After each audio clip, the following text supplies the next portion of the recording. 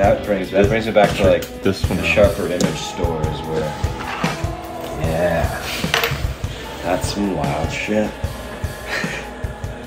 Where is it going, man? Like if you stare at like the top of it, you just... It's like the monocle of fidget spinners. It is. It goes for a while too, right? I know, it does.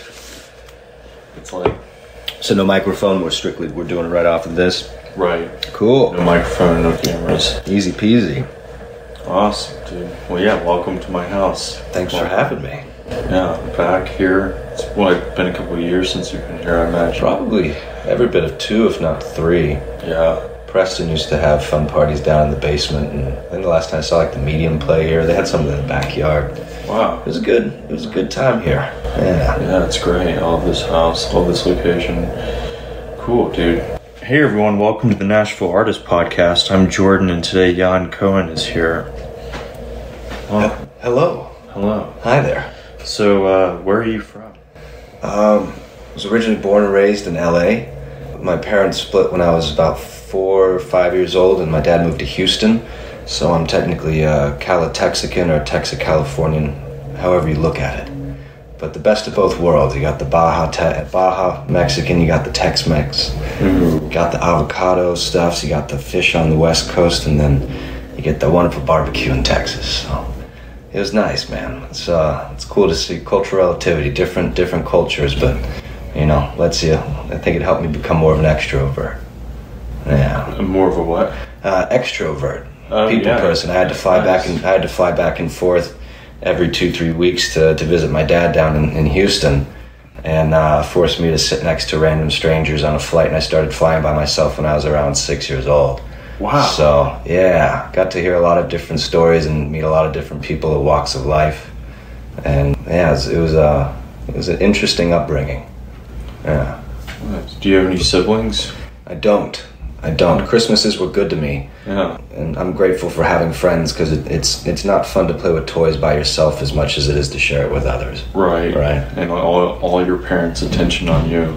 Right. I had four parents, but I also had 4 bosses in a way. So if I messed up and got in trouble, which I was the class clown for many of the years I was in school, I had to face the wrath of 4 different faces. Yeah. And they each had different types of punishment. Yeah. You're like, you had to get the memo 4 times. Yeah, but you know, game of telephone, by the time you heard it the 4th time, it's like, it's ingrained, you know? Same story, just different ways of telling it. It became more of like an inconvenience to get in trouble, because right now I haven't talked to them. Right. So like the don't ask, don't tell policy, or, you know, like what they don't know doesn't hurt them kind of thing, as long as the best criminals never got caught. Right. Right, so if I can get away with it, then it was great. Yeah, then you have the high of like, they didn't find out. You can leave little crumbs, little trails, but you never gave them the big thing that you did wrong. Right. You had to scrounge it away, hide it in the depths of the closet. So when you were a little kid, what were you into? Oh man, just in general? Yeah, like these action figures. Yeah, I was I remember I think I was 5. I got a Sega Game Gear. I also got the Game Boy, so it was like the best of both worlds. But I was a video game kid. Watched way too much Cartoon Network and Nickelodeon. I remember Ren and Stimpy and a bunch of those kind of shows. They were super dark, by the way, so I guess it kind of influenced my sense of dark humor and somewhat of a dark. I'm a very happy person, but you know, the realist and the dark perspectives of life really came through those cartoons. So, you know, it seemed funny to the kids, but there was a higher degree of intellect in those shows that the parents could watch, and inside jokes that only the parents would get. So you both got to enjoy it. I don't know, playing outside, playing in the dirt. How old are you?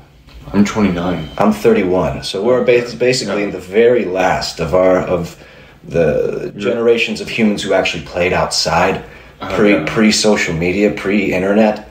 You know, just the beginnings of internet, like GeoCities, when those things were coming out, going down. No, playing. I remember getting to like, what was it, RuneScape, when I was like 8 or 9 or something like that. That was pretty funny. But no, luckily, I don't know. I grew up in jungles of concrete, so it was kind of. Luckily, I was close to the beach in LA, but it's not the best water to swim in. Not the cleanest. You gotta be careful in the sand. There's a lot of glass in there. Oh. And then in Houston, it was cool because I don't know. My dad connected with me a lot. You know, he would always make an effort. We would go to. Remember, he'd pick me up from the airport and surprise me, take me to Dave and Buster's. And, you know, you got to win those tickets. You got to get all those prizes. Yeah, it was. I don't know. I mean, I think we're in the same age group pretty much. You know, we did the same things. I mean, Pokemon. You know, got to catch them all. The Japanese were very close to basically, you know, taking a hold of every child between the ages of 5 and 20, probably. I mean, if not older. I know parents who played Pokemon. Right. I remember being at recess. Yeah. Playground. Yeah. Trading cards. Yeah. I think I got it banned because I made some, you know, that's where you learned how to hustle. You learned the art of the deal. Right. Trade. On the playground. Yeah. I'll trade you this one card for your shiny one. Yeah. You know, I didn't try to steal cards, but yeah, a lot of kids were stealing cards. Oh yeah. I remember I made a trade with a kid, and it was a confirmed trade. We did a handshake deal. I traded my Blastoise for that kid's Charizard, and his mom called my mom and said that trade can't go down. Oh. Yeah. Even though water beats fire, so he got the better end of the deal, but apparently his parents didn't want him to trade it out, so you know. I had 2 Blastoises, so I wanted the Charizard. Damn. I don't know what else was there. There was Skip-Its. Skip it. It was the thing that you spun around on the Skip-It thing. T-ball. Oh, yeah, we had T-ball as a kid. Yeah. Was it flag football? Flag football. Yeah, I was a lanky kid. I grew up really quick, but as I got older, became more inept at sports. Yeah. So I became a bench warmer, but got into music. I got into guitar when I was 6. Nice. And both sets of parents wanted me to be musically inclined, so it was great to hear, you know, 4 parents, 4 different styles of music that they were into growing up. And I don't know. I think how old's your dad? He's 77. Yeah, my dad's 71 now. Yeah. My mom's 70. Yeah. So we flower power, rock and roll. Exactly, yeah. You know, you a lot of Motown. Yeah. Oh, yeah. A lot of Motown. And you are a product of your environment, right? And the experiences that your parents had, they usually pass it on to their kids to some varying degree. So it's cool to, got the best of both worlds. I got the rock and roll, and then, you know, LA I grew up on a lot of punk and hip hop, and in Houston there was a big blues scene out there. So good for guitarists. Yeah. You know, I don't know. I like getting weird with music whenever. So when you're 6, who were like your early like musical influences that you're like that guy or her or whoever? Oh man, who were you thinking was really cool? I became obsessed with the Beatles. Yeah, when I was 4, my dad showed me the Beatles. Rubber Soul. I mean, it's still one of the best records ever to come out. And I remember singing and harmonizing and stuff. He'd pick me up from the airport, and every time he picked me up from the airport, he'd have a new CD to show me, and the drive from the airport to his place was about 45 minutes. So, like, perfect length for a record, right? And he's like, you have to check this out. You got to listen to this. Yeah, my dad and stepdad both had a pretty good taste in music. I don't know, the stereotypes of Motown and rock, and I don't know, when I was 6, man, the very first show I went to, I think I was 5 or 6, I went to see James Brown in the Tower of Power. Oh, wow. So I got to see David some funk. Yeah. Learning what a sex machine, and you don't understand what a sex machine is when you're 6-year-old, but it's like, get off the scene. Like a sex machine. Yeah, hearing that was pretty cool. Hearing horns, seeing it live for the first time, really, that the vastness of being at the Hollywood Bowl, surrounded by, 15, 20, however many thousands of people, was just, it looked like a sea, it just went for, like, you're a short kid, you're what, like 3-4 feet, it just looks like it goes on forever with the people. It was fascinating. Yeah, Cream, Pink Floyd, Zeppelin, all the standards in that world, but I also love Michael Jackson. Oh, yeah, Dad got me into some pop stuff, so I was listening to there's some Talking Heads in there.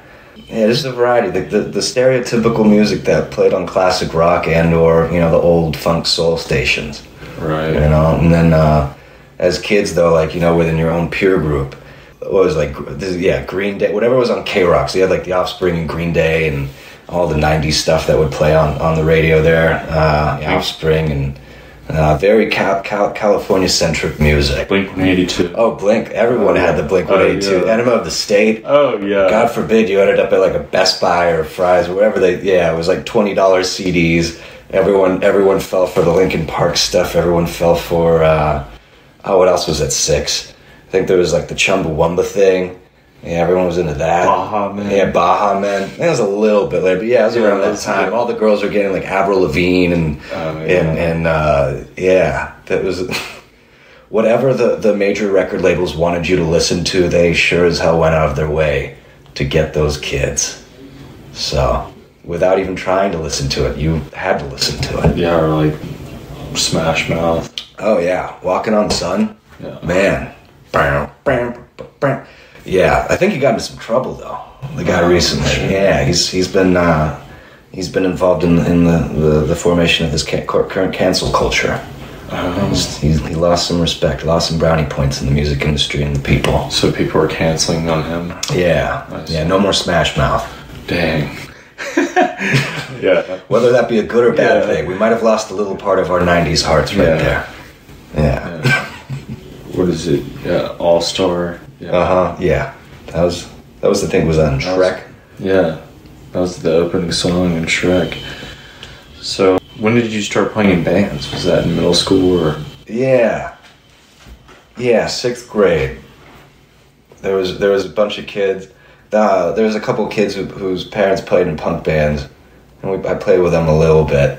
And then it's like, I was too bluesy or too stereotypical guitar, classic rock sound, going for that versus what like a lot of kids were like. There's a huge punk and hardcore and even a little bit of metal scene in where I grew up in the Westchester area next to LAX airport, and I just didn't really click with me at that point. I did like some of it, but the screamo kind of stuff or the just very alternative heavy stuff, it didn't prove as technical. I wasn't into it as much as some of the kids. But there was some local kids I played with, and our music was awful. I think we played one show that was a block party, and that was it. And then I just started writing and playing my own stuff, and waited to find a kid who wanted to play some rock and roll stuff. I'm trying to remember the name of one of the bands we had. I think it was like City Rose or something. It was so bad. God. City Rose. Oh God, if that's even I think that was it. And then. I was jamming with kids, but we never actually got out to play. It was so difficult to play shows in LA, like middle school and high school. If you wanted to play a show in a venue, you'd have to go like to the Whiskey A Go-Go, and it's a shark deal where you have to pay like $500. It's like $250 for the sound guy, light dude. You have a bar minimum of like $200-300, and you have to sell at least 50 or 100 tickets pre-sale before they would even consider it. So you're almost like $1,000 deep to play for 45 minutes to no one on a Tuesday. If the people do come, but man, it's like all your family and friends, and it's not really actually building up a following, but it's good. It's a good experience for people who did. But I would go to as many shows as possible as a kid. It was kind of, not playing as much as just listening and absorbing as much as possible. So going to Whiskey A Go-Go or going to, parents taking you to the Greek Theater, you had the Forum, you had the not Fillmore, Gibson Amphitheater, and a bunch of other places, Hollywood Bowl, Greek Theater. My parents would try to take me to a show at least like once to twice a month, which was cool. So the exposure to that was just taking it in, and however it affected and influenced with the music I was writing or trying to be able to play on guitar. Because you hear stuff in your head all the time. It's like, I would love to play this piano part, but I can't play that. I can't actually physically play it. I'm not good enough. But That's why you play with other people who are much better than you, and you convey that thought, and there you go, you have it. Yeah. Wow.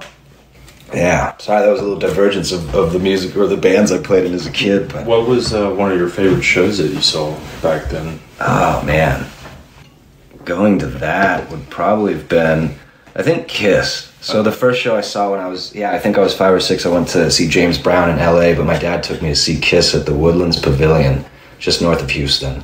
And people never, it felt like Halloween. Everyone was just all in the get-up, the makeup. Everyone's all like just decked out. And I think it's where, I remember it's like at a Kiss concert, or just like any, metal or hard rock, you're bound to see some people some girls flashing. It's like, wow, look at the But it was one of the coolest rock. All the pyrotechnics. It was like the Cirque du Soleil for rock and rollers is Kiss. Wow. And they put on a great show. That was one of my favorite shows as a kid. That still influenced me as a kid. And I don't know, 2006, Roger Waters at the Hollywood Bowl. That was a big one. I think David Gilmour did one in 2006 or 7, around that time at the Kodak Theater. Big Floyd freak. I love Floyd. Oh yeah. And there's, you have to think about that. After you go to so many shows, it's hard to recall them all. Right. And I asked my dad that same question. It's like, you lived in the 60s and 70s. You know, you hung out at venues and, you know, partied with a lot of these people. And he's like, yeah, I'm almost 70. He's like, try to remember something that you did 25 years ago. Can you remember that? I'm like, very few things. He's like, exactly. Remembering everything about it's pretty difficult, but it still plays a role in who you are, right? Right. What about you? What was the one show that stood out to you? Just like when I was like... Yeah, as a kid. What was that one show as a kid? I don't know. I went to this thing called Riverbend in Chattanooga. I'm from Chattanooga. So I went to that a lot with my mom and my brothers. But I can't remember a show that, like, when I was a little kid, that... I just remember I really liked Blink-182 in 6th grade. Mm-hmm. And in 7th grade, my friends were trying to get me to play bass, and I was like, no, I don't want to play bass. I want to play drums. I want to be a badass like Travis Barker. That's what my biggest inspiration was. So then it became, I got to see Blink-182 live, and then I saw them when I was in 10th grade. Do you know Travis Barker's first band? Not Transplants. Even further back. Oh yeah, Aqueducts, or no. Oh, close. Aqua. Oh man, close. Aquabats. Aquabats. Yeah. He was in that ska band. He was. Fourth wave generation of ska coming around. Yeah, and that kind of reminds me too, like Big D and the Kids Table, and was it All Acoustic Revolution? What's the dude? Streetlight Manifesto. Yeah, those bands. A lot of ska out in California. Yeah, a lot of ska, a lot of horns. But to go action-packed, fast music. You gotta go skanking. That was the cool dance, and like all those shows were mostly all ages too. So going in as like a middle schooler or high schooler, going to those shows, such a charismatic group of people. Right, and it's high energy. Yeah. We need more shows like that. Yeah. A lot of people hate ska. Yeah, it can get a little obnoxious after a while. Same thing with, a little redundant, but you know, who doesn't love some upbeat. Oh yeah, Tony Hawk. Tony Hawk's Pro Skate. That was huge. See, that probably unknowingly we could probably remember every single one of the tracks on that game. Dude. And on the N64 version, there wasn't enough memory, so they'd only play like 50-second snippets of the song. So you'd learn all the lyrics, and then when you actually heard the song, you're like, "Whoa, there's more! Yeah. Oh my god!" It's like a little vignette. Or like all the songs would be like super fast punk, like 2-minute songs. Mm-hmm. Like they couldn't fit, like you said, longer songs. Some punk bands, I mean, what is Circle Jerks? They were very good at keeping their songs under 2 minutes. Wow. There's a record called Group Sex, and there's like 15, 16 songs, and it's 20 minutes. Yeah, 20, 30. 30 minutes. It's just a quickie listen. Yeah. Done. And there's Powercore. Is it Powercore? One of the shortest songs in the world is less than a second long in the Guinness Book of World Records. What? And it's about a second long. But most Powercore songs are only 10 to 20 seconds in length. It's just don't bore us, get to the chorus, and the chorus is just all chaos. You don't understand it. Maybe you're not supposed to. It's organized chaos. Wow. Yeah. Several second songs. Yeah. And it's not like one of those in-between songs that's just like supposed to be like a melody break or a music break where it's just instrumental. Yeah. Oh yeah. These are track 2. Track 3. That's basically the gist of it. That's awesome. I respect that. I need to listen to more of that Powercore. Sweet. So So what do you do now to get inspired? Or what inspires you? I don't know, I think still going to shows. And a lot of the bands, you know, locally, after living in a city for over a decade, you know what to expect in a certain show. But it's great to go to, I don't know, writers' rounds. You might find a new songwriter doing it for the first, second time that, you know, might be the next greatest thing. The idea of being there at the inception of someone's career is pretty cool. And I love the fact that Nashville had, and still has to a certain degree, but so many independent venues. And when I first moved here, the amount of house shows that were going on, that was great inspiration, and the sense of community was huge. But beyond that, I don't know, there's a really cool website called everynoise.com, and basically it's a genre tree starting from, like, at the very bottom is classical music, chamber music, and as you go up further, it goes up, you know, closer to current genres and time frame.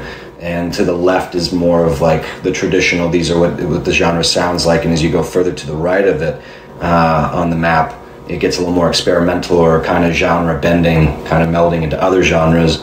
And you can hear everything from like circus jazz metal to psychedelic lounge to like Hungarian post-punk. And, you know, if you want to get out of the four on the floor, just stereotypical, you know, American pop music, you can hear some crazy, crazy stuff. So if you want to, like, just, yeah, whenever I was on tour, it'd be cool to listen to that, and you click on a certain genre, and then it takes you to the list of all the bands that make up that genre and the subsect thereof, and then it will show other genres that kind of play into it, and then it has a little playlist thing. You click that, and you have hundreds of songs of a genre that you never even knew. So you're hearing new progressions, new melodies, and structure of a song, or, you know, lack thereof. It might just be some weird noise stuff, but even then it's cool to check it out. What is this, a website? Yeah, everynoise.com. Everynoise.com. Yeah, write that down. We're here for the education. Yeah, we're here to learn. Everynoise.com.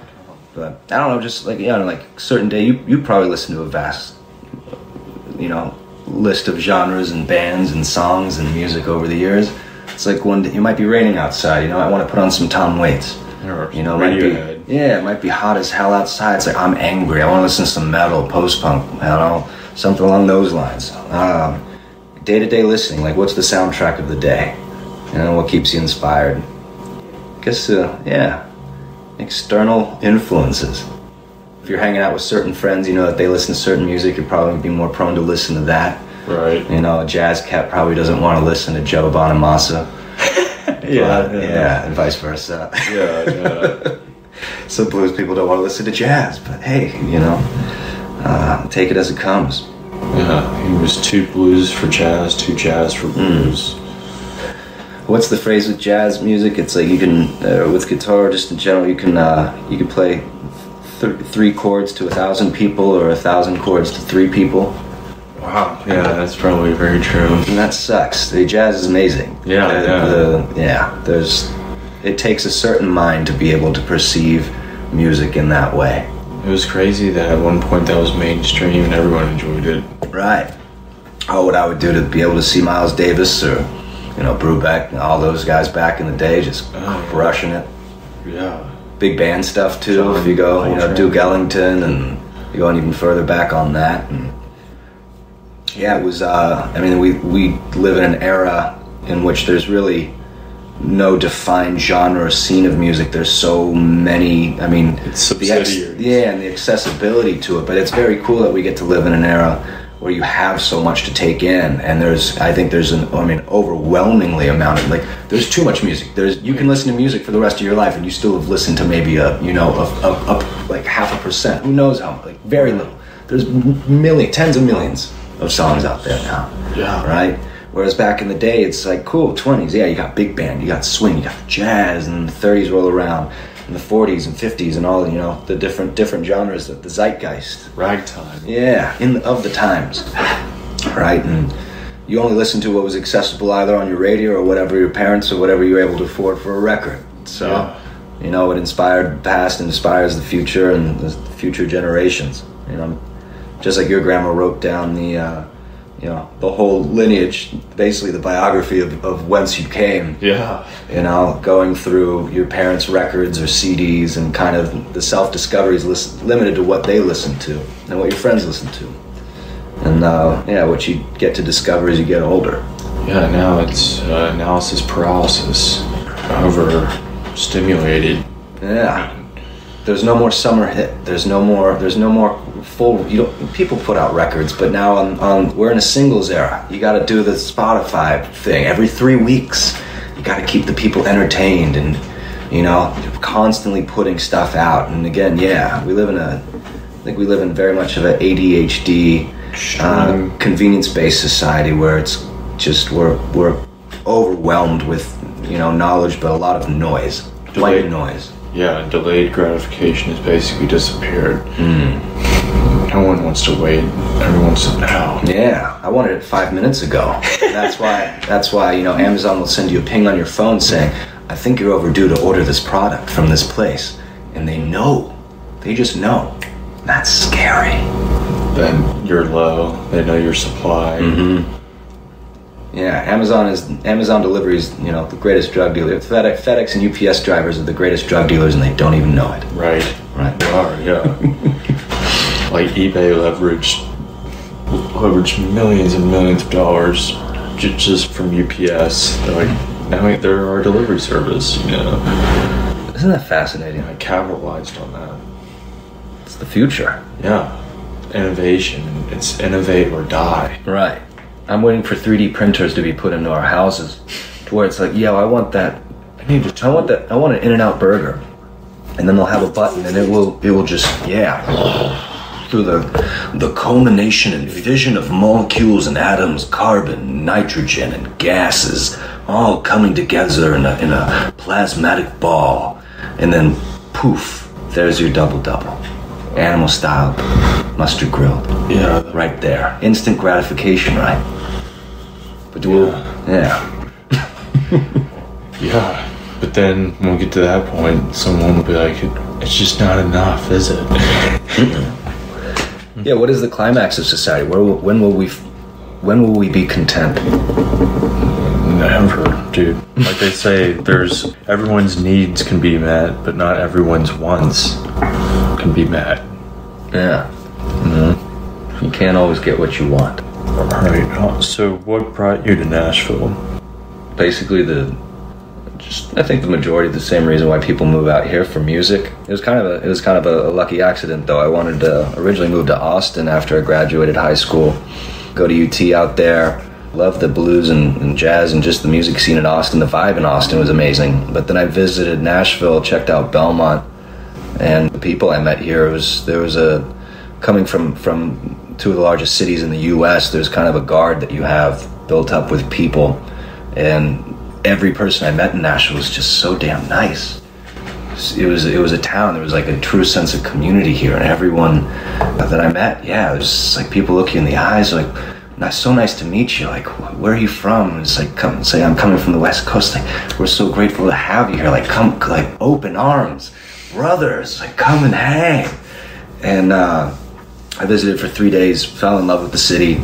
Ended up walking around the school and just the neighborhood, Belmont, 12 South area, and went down 12th and Wedgwood, and realized that was one of the more dangerous areas of the city at the time.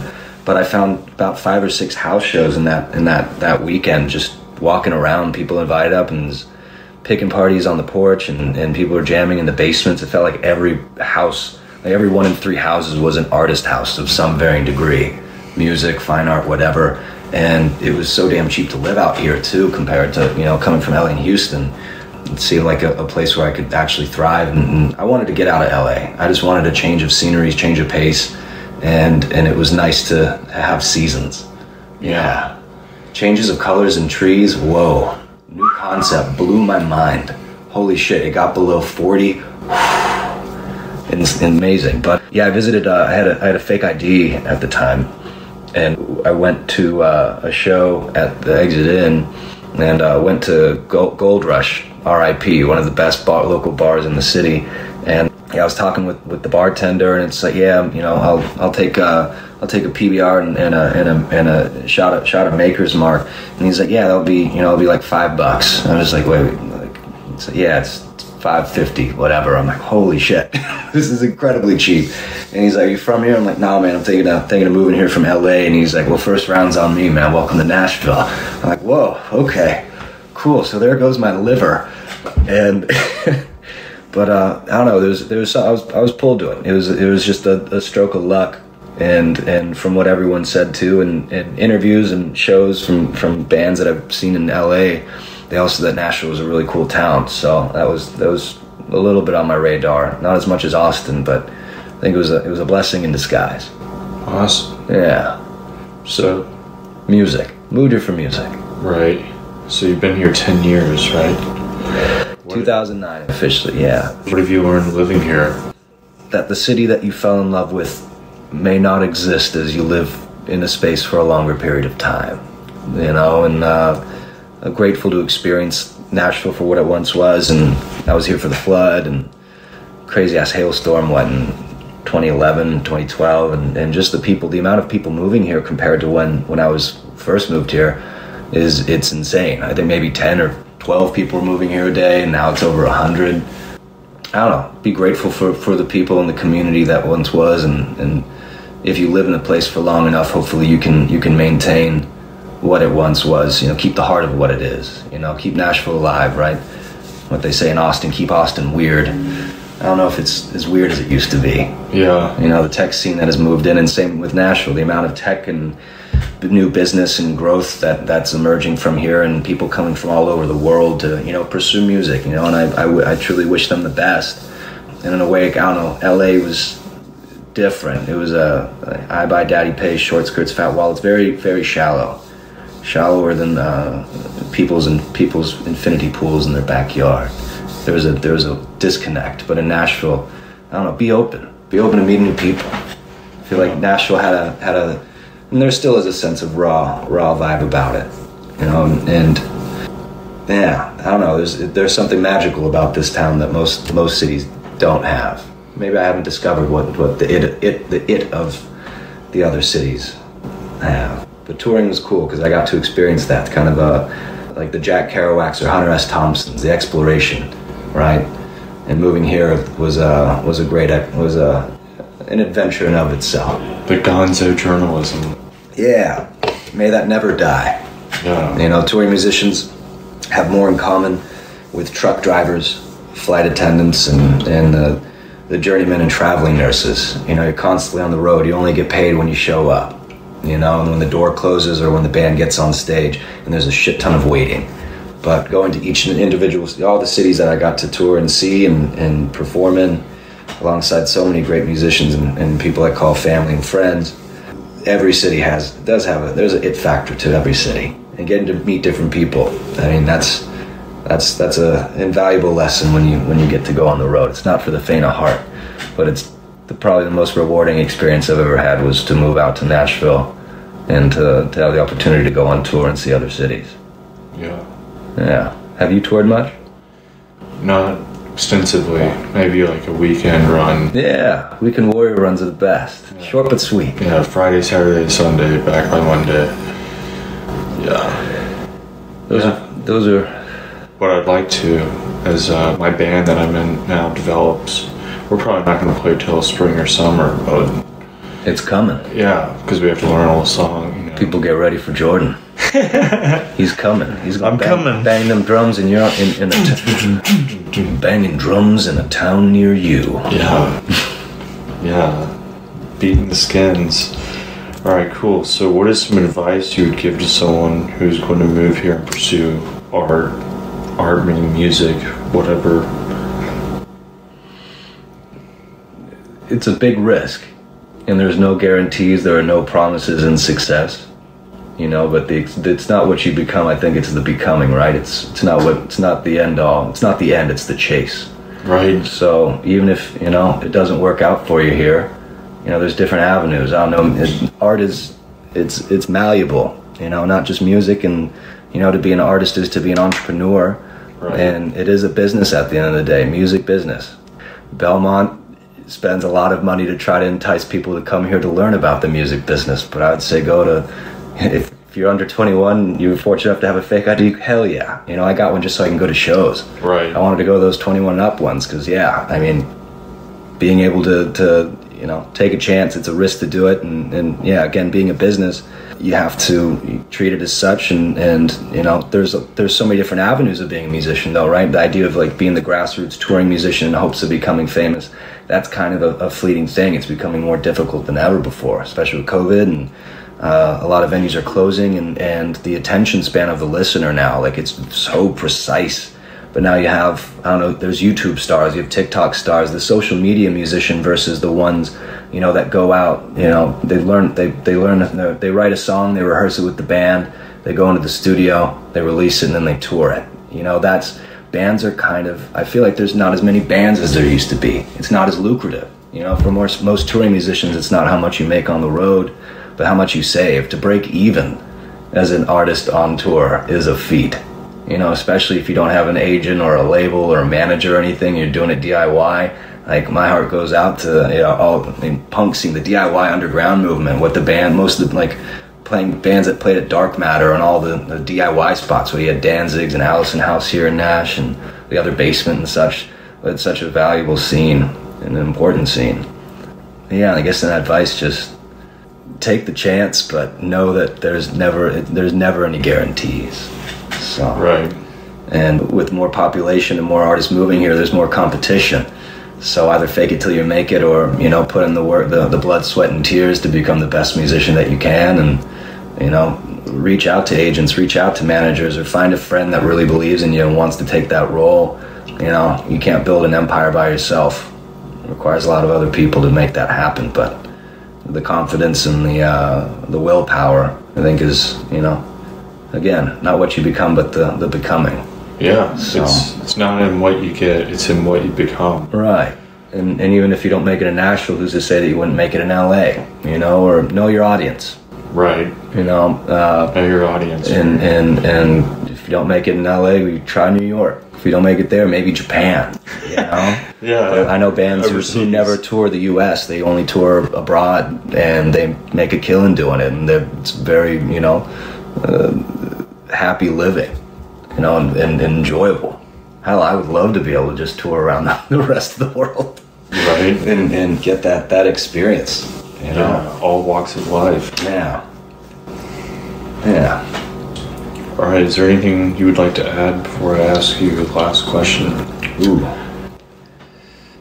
No, go ahead. Okay. What is something absurd that you love/do? Absurd that I love/do. It could be something that you love, or it could be something that you do that's absurd. Do people come up with answers real quick, or does it take a little bit of pondering? It takes a little bit of pondering. I could give you an example for me. Yeah, please. Vacuuming. Oh man, vacuuming's great. So fun. I love it. I love a clean carpet. Oh yeah. Gotta keep it clean. Yeah, Okay. my dad's a little OCD, so I have a little bit of OCD tendency. Man, I count steps. Oh, okay. Whenever I go up and down stairs, I count those. Count the number of stairs. What's the average usually, or what's the most common number you come across with stairs? Going down the stairs at my house, it's about 14 stairs. It's 14 stairs. Wow. You know, kind of see it from not to say a blind man's eyes, but the idea of, it's good to know how many steps you got. You don't want to misstep. You don't want to fall down the stairs. But for some reason, I like to count them. Interesting. Anywhere. Yeah. That's very interesting. You know, the CN Tower in Toronto, in Canada, you can actually walk up and down the entire thing. I did that once. It's like almost an hour endeavor. It's a long ass time. It's a lot of stairs. Wow. What's like the most you've counted? I think about that. There was in thousands. Wow. Yeah. And you counted them all. You could. Yeah, I did. Wow. Yeah. That takes like definitely some mental effort. To keep holding that in your head. Weird stuff. That is pretty weird. That's weird. I'll get back to you on that. Yeah, the words. Yeah. I haven't asked you about any of your businesses or anything. How did you come up with the Grateful Mary Bloody Mary mix? Yeah, I used to work at a hemp company here in Nashville. I'm trying to think on the future forward sense of like what's the next big thing. Everyone is doing flower, everyone's doing tinctures, and simultaneously I've been a part of the bourbon whiskey community here in Nashville, and so I met a lot of people in the bars and also in the music world. You know, you meet a lot of the bars, restaurants, venues, etc., and you know, the service industry tied in with what I was doing in the hemp industry, which tied in what I was doing in the music industry, and it all worked out well to where I wanted to come up with beverages, and I proposed doing a Bloody Mary mix or doing seltzers or beverages that would, you know, you can tie into selling in stores, and no one was really doing it at the time. But due to you know, lack of funds and just the company was overworked, understaffed, and you know, focusing on other things, I wanted to focus on that. And when I left that company, we put it on hold for a bit due to COVID. But a couple of friends of mine and I, we decided to put our heads together, and I like brunch. I love bloodies. Oh yeah. It'd be fun to be the first one to do a CBD Bloody Mary mix. Ooh. But the whole idea is, if you know, starting our own, we're basically a hemp branding and marketing company, coming up with brands, you know, that will hopefully become the next big thing. And working with distributors, we don't have to worry about selling it. They get into distribution for us. So we just come up with the concepts, we get it on the shelf, and if we can get anything on the shelf before the legalization of marijuana, THC products, when we make CBD products, it's basically a turnkey solution. And once it goes federally legal, the amount of companies that are going to try to do that and get on that shelf space, they won't be able to, because we have it. We've already done it. And that's when, with an exit strategy, the ability to, sell it to one of our competitors, and just keep on thinking of more brands. Or we just let it ride as some mail money. It'd be nice to I would love the pajama in the club money. Yeah. Or you wake up and it's like, man, you go to your mail and it's right there. I did it. Yeah. But we thought it'd be fun to do that, and I'm doing shows and curating events. Same thing with one of my partners, Carl Gaddy. Shout out to Mr. Gaddy Boy. He's an exceptional party goer and curator of events. So it worked out. We have a really good team, and again, you know, it takes a village.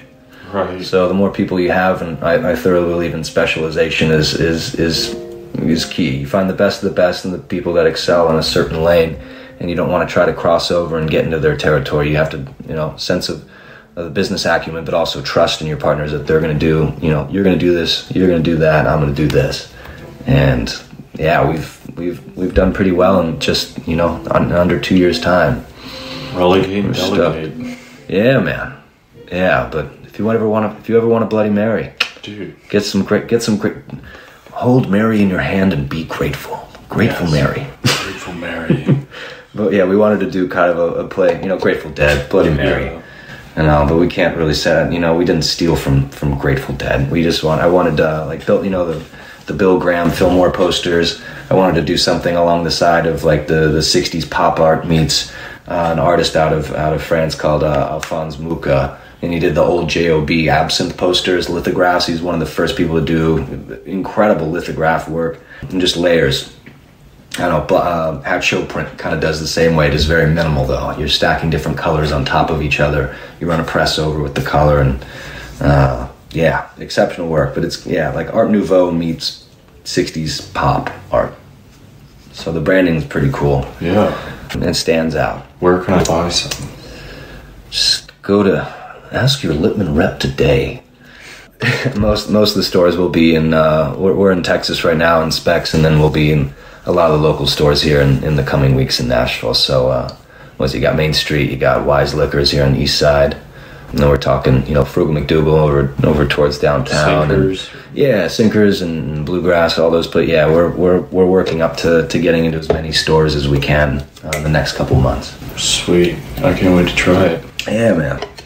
Cool. Yeah. Is there anything you would like to talk about Jaan's house or ShowX or studio? Yeah, man. Kind of like to put my eggs in a bunch of different baskets, and if one takes, hopefully that can help subsidize or help quicken and hasten the growth of the other ones. Yeah, and it's cool because, you know, coming from the music scene, and then going into the hemp space. And, I don't know, was it chance creates opportunity, or luck, chance, I don't know. Do you believe in fate? To a certain degree, I believe that I have control over a certain amount of my fate. Because the idea of like predeterminism. Well, you kind of choose what things mean to you. So. True. But, open door A versus open door B, but not realizing that there's a C door. But I don't know, working at that hemp company, I was introduced to a gentleman named Lincoln Schofield. Came up with a brilliant idea. I believed in it and started working with him. And had I not worked at that hemp company, I never would have met him. And had I never gone to the Thai restaurant out in Bellevue that I was at and sat next to this person at that exact time on that exact day, I wouldn't be working for the hemp company. If I didn't move to Belmont or move to Nashville for school, I wouldn't know you, maybe, but very unlikely. So, the steps that you make, the becoming and what you're doing kind of leads into other opportunities and artful living in that space. And if chance meets opportunity, working on ShowX has been really cool because it allows me to reconnect with friends and people in the music industry I haven't chatted with in a long time, and try to, help people. The whole concept is basically direct-to-fan ticketing, allowing artists to sell directly to fans, and most promoters and venues and some agents, they withhold the fans' data, the fans' emails, to be able to connect with the artist or with the fan directly. And there's, the record industry has been changed, overhauled, for 4 or 5 times, 6 times in the last, since it started. The ticketing industry has never changed since then. It's always been a monopoly. I guess Ticketmaster and Live Nation are the two controlling people, and Live Nation owns Ticketmaster. But we want to basically professionalize the non-traditional venue space where, just like people turned houses into short-term rentals with Airbnb, being able to provide a space where artists can come and perform and people can turn their house into that as well. You can do it at, breweries, you can do it at churches, you can do it at a laundromat. You have a pop-up show there.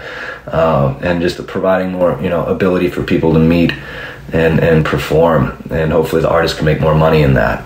And on the app, we're literally launching this week to where artists can connect with other artists and, say I want to do 10 shows from Nashville to New York. I set up a list of dates in certain cities, and based on the amount of tickets that I sell, venues in those cities get pinged and notified, oh, Jaan, you sold 10, you sold 50, 100 tickets or whatever, and the artist gets to develop the relationship with that venue, and they can just set the terms of what the deals are. So there's a lot more transparency. And in addition, hey, I sold 50 tickets in New York City, but I want to play that 100 cap venue.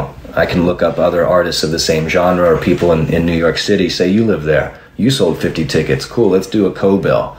I sold 50, you sold 50, we split revenue, we keep our tickets, we share the fans emails. And the venue, it's risk mitigation because they didn't have to put any money toward the buyout or a guarantee. They make money mostly off of food and booze anyways. So we're not trying to replace the music industry, the touring industry, but we just want to provide an additional avenue or stream for artists to, hopefully garner more shows, and sold out shows. It would suck to have to tour, again, without an agent, a manager, or a label, or any PR. So how do you build up a fan base? But if you found an artist there, and it's kind of ensuring that every show is as good as it can get. Yeah. Yeah. And a lot of people say, well, what about the agent? Well, necessarily you wouldn't need one, but a lot of agents that we've talked to think it's great too because they get to see ticket sales in real time. They know what cities that they're struggling in, and most of the time the agent has to reach out to the venue to get ticket counts. It might take days or a week before you actually hear back from the venue. That's not good. So now, right.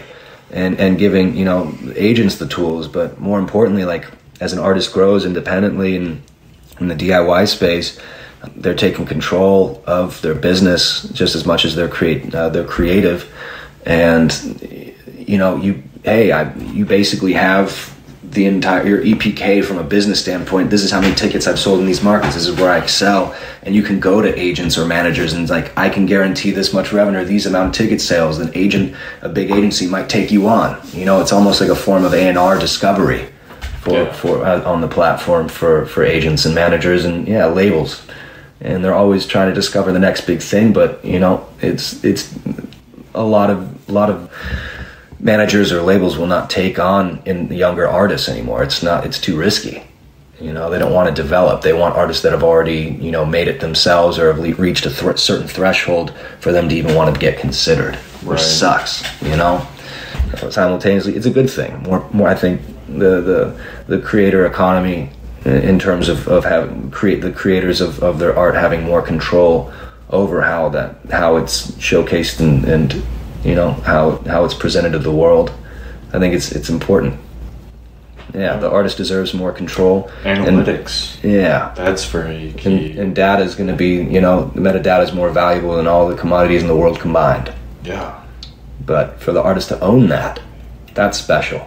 That will make everything more effective, more efficient in the music scene. So it holds the powers to be more accountable. That and shows will become more booked better, for each city. Mm-hmm. Venues will actually get used. Yeah. Spaces will. Yeah, we want independent venues. We want non-traditional venues.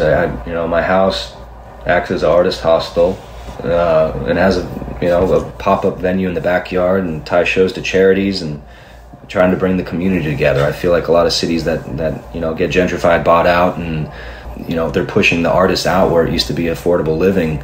Less community spaces, I feel like they exist. It's all more for commerce, and it's the neighborhood's not as much of a neighborhood anymore. Right. So bringing if I had a show on my block, you invite all the neighbors. You get to develop that little microcosm of community, and then if you have enough of those over there, it kind of throughout the city, it almost becomes from a macro aspect, it is all a major community. Yeah. Awesome. That's my thought of the day. That's good. Yeah. What about you? What are you working on outside of music? You got your podcast? I have a mobile car detailing business where I clean people's vehicles. I did one today before this. I clean interiors, exteriors. Yeah. Something that's recession-proof, man. People are still going to be... Yeah, hey, man. I like listening to podcasts and listening to music and working by myself, so that's kind of meditative for me. Yeah. And it's something that's not in music, so it's I don't know. I'm a visual learner, so it feeds my want to see something go from chaotic and dirty to something clean. Yeah, structured. And nice. I have stages with the way that I do it, so I like my routine, and I don't know, having I just got a new power drill, a DeWalt power drill, and it's made my forearms not near as tired, dude. It's great. And then I learned it's the little things. Yeah. This little tool is now going to make so much more of a difference in my speed, my effectiveness. Yeah. And technology is supposed to simplify, right? Yeah, and those things translate over into music and my other stuff, because you realize it's all about the small things. Do a lot of small things well, and you'll be good. No doubt. So you like vacuuming. I'm a big fan of a leaf blower. The power. We have the power. Oh man. Or who doesn't like a clean lawn? Or pressure washer. Mm-hmm. Oh man, that's a great. Fun. Yeah, if and when I have kids, maybe I shoot blanks, maybe I'll adopt. I don't know. Who knows? Mm-hmm. We'll have to find out someday. Okay. The idea of making chores fun. If you can convince the kids, it's I might have 4 or 5 kids, and just make it fun, make it a game.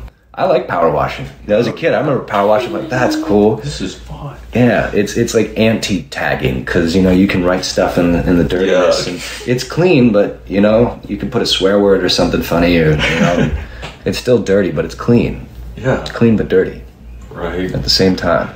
Yeah, that stuff very much pleases me. So I do this, and then I play my drums. I also teach at a school on 8th Avenue, W.O. Smith School of Music. Amazing. Teach drum lessons. Very cool. Yeah. I like to have a lot of things going on too. I like being varied. like to work out, like to, you know, gym, like. I think that's the joy of we have so many options as humans to do what we want. I don't really get bored and I don't really get lonely, so. Yeah, being an only child, I had to learn how to entertain myself. Yeah, so doing skill. A lot of, and it's important. If I ever hear people saying, it's like, man, I'm just bored. I'm like, how can you be bored? There's no time to be bored. There's so much stuff that you could do. Yeah, exactly. But the inhibitions, you know, and man, used to chief on the jazz cabbage a lot. But for me, it kind of just made me so internalized in my head. It's like, I don't know what to, like, am I doing it right? Like, I'm overthinking of trying to do. You know, and I'll enjoy it from time to time, but if I have to talk with people or do anything that requires any effort, I am a space cadet. So I enjoy. I like the lucidity of the day. Yeah, the zoning out, staring at something for a while. Nothing wrong with that. Wow. Just don't stare at the sun. Yeah, just don't stare at the sun. Absolutely. All right, dude. Well, thank you for coming on here and speaking with us. Thanks for having me. Yeah. Thanks for listening, people. Yeah. I'm looking forward to releasing this one. I think a lot of value was given today. I hope so. Hopefully it wasn't just a bunch of jarbled words. It's worthwhile. Yeah. I enjoyed this. This was fun. Cool, dude. Awesome. Wait, here, do you hear this, the fade out? Thank you for joining today. That was cool. If you guys didn't hear that, there was a synth downstairs. Perfectly executed. Right on time. Bye-bye. Bye.